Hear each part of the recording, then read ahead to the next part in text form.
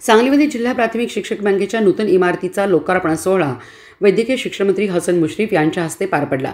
1000 कोटींची उलाढाल आणि 576 कोटींची ठेव असणारी ही शिक्षकांची बँक असून बँकेच्या नफ्यातून भव्य दिव्य अशी इमारत बांधण्यात आली आहे। या इमारतीचे उद्घाटन मंत्री मुश्रीफ यांच्या हस्ते आणि राष्ट्रवादीचे आमदार इद्रिस नायकवडी व शिक्षक नेत्यांच्या उपस्थितीमध्ये पार पडले। यावेळी आयोजित समारंभामध्ये बोलताना मंत्री हसन मुश्रीफ यांनी शिक्षणासारखे पवित्र काम कोणतेही नाही, त्यावेळी शिक्षकांनी प्रामाणिक काम केले पाहिजे, तसेच आजच्या व्यसनाच्या आहारी जाणाऱ्या तरुण पिढीला चांगल्या वळणावर आणून चांगली पिढी घडवण्याचं देखील काम शिक्षकांनी केले पाहिजे असे मत मंत्री हसन मुश्रीफ यांनी व्यक्त केले। पातळीवर आणण्याचा प्रयत्न केला पाहिजे। आता आरटीआय कायद्याप्रमाणे सकाळी 6 येणाऱ्या मुलाला आई वडिलांनी एकदा प्रांगणात सोडलं की शालेय पोषण आहारासकट सगळी आता व्यवस्था मुलांची केलेली आहे। त्याची सगळी जबाबदारी तुमच्यावर आहे। माझी शिक्षकांना विनंती आहे की आपण अतिशय प्रामाणिकपणानं परिवेशानं ज्ञानदानाचं काम तुम्हाला दिलंय ते प्रामाणिकपणानं पार पाडा। वाटतंय शिक्षकासारखं एक पवित्र काम कुठलं नाही। आम्ही आमचे शिक्षक आले की समोरनं रस्ते बदलायचो गावातून, आता त्यांना कागदी बांध मारण्याची मुलांची मदत गेलेली आहे। हे मोबाईल टीव्ही, मी त्याच्या पालकांनाही सांगतो की आपण मुला मुलीकडे लक्ष ठेवलं पाहिजे। तो शाळेत जातो कधी, येतो कधी, तो मोबाईलवर मुली काय करतात, मुलं काय करतात, इकडे बारकाईने लक्ष देण्याची गरज आहे। आणि शिक्षकांनाही आपला धाक ठेवण्याची आवश्यकता आहे। जोपर्यंत तुम्ही धाक ठेवणार नाही तोपर्यंत आजच्या या पिढी ही अनेक वाद मार्गाला जी लागलेली दिसते ती कमी होणार नाही।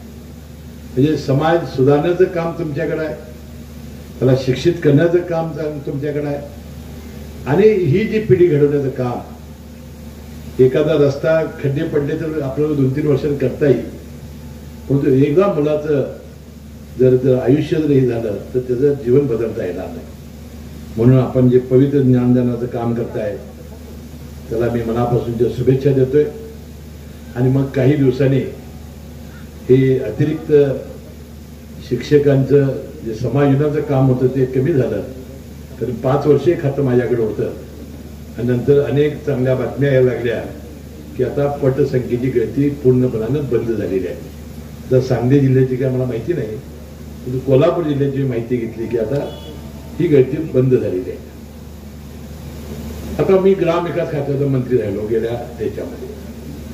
पहिला प्रश्न आला बदल्या। संभाजीराव थोरात, त्याचे सगळे संघटनाचे नेते, आता सगळ्यात मोठी अडचण जी आपली सांगली कोल्हापूरवाल्यांची आहे, आपली सगळे शिक्षक आहेत कोकणात, कारण कोकणातच भरती होतात। आता त्याची बदली होत नाही, ऑनलाईन बदलीची पद्धत त्यावेळी गुप्ता साहेब आमचे। विनायक शिंदे, सांगली जिल्हा प्राथमिक शिक्षक सहकारी बँक लिमिटेड सांगलीचे चेअरमन। आज सांगली जिल्हा प्राथमिक शिक्षक सहकारी बँकेच्या नूतन इमारतीचं उद्घाटन सांगली जिल्ह्याच्या वैभवात भर पडेल अशी विजयनगर चौकात प्रशासकीय कार्यालयाच्या केंद्रबिंदूच्या ठिकाणी या एवढ्या मोठ्या वास्तूचं, सुसज्ज वास्तूचं उद्घाटन सन्माननीय राज्याचे वैद्यकीय शिक्षण मंत्री हसन मुश्रीफ साहेब, विधान परिषदेचे आमदार सन्माननीय इद्रिस नायकवडी साहेब, आमच्या राज्याचे नेते, शिक्षक संघाचे नेते सन्माननीय संभाजीराव थोरात, आणि या कार्यक्रमाला उपस्थित सर्व सन्माननीय नेते मंडळी यांनी आज उद्घाटन केलं।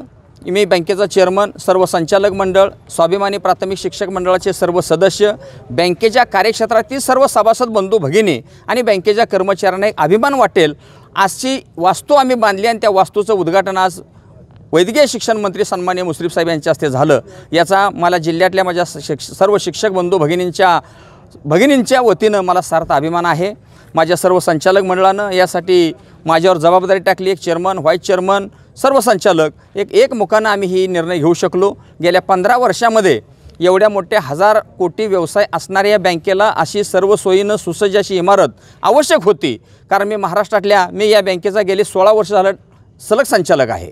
मी महाराष्ट्रामध्ये संघटनेचा सांगली जिल्ह्याचा अध्यक्ष आहे। मी महाराष्ट्रातल्या इतर सर्व बँका बघितल्या, शिक्षकांच्या बँका बघितल्या, पण इतर जिल्ह्यातील बँकांच्या मानानं माझ्या सांगली जिल्ह्यातली बँक ही थोडीशी कमकुवत मला इमारतीच्या बाबतीमध्ये वाटत होती, आणि म्हणून मी संचालक मंडळापुढे प्रस्ताव ठेवला, आणि माझ्या संचालक मंडळानं स्वाभिमानी शिक्षक मंडळानं मला यासाठी पाठिंबा दिला आणि माझ्यावर विश्वास टाकून आज आम्ही एवढी मोठी वास्तू आज महाराष्ट्रातल्या कोणत्याही शिक्षक बँकेच्या इमारतीपेक्षा सांगली जिल्ह्यात जी सहकार पंढरी म्हणून जी गणली जाते, या सहकार पंढरीमध्ये या सांगली जिल्हा शिक्षक बँकेच्या नूतन वास्तूनं या जिल्ह्याच्या वैभवात भर पडली। आज बँकेच्या 578 कोटी ठेवी आहेत, 407 कोटी कर्ज आहेत, 54 कोटी शेअर्स आहेत आणि आज आम्ही 40 लाख रुपये 9.75 आणि 9% या दरानं आम्ही कर्ज देतो। काही ठराविक 10-15 ते लाखांचा कर्जाचा विषय आहे तो थोडासा व्याजदराचा वेगळा, थोडा जादा व्याजदर आहे,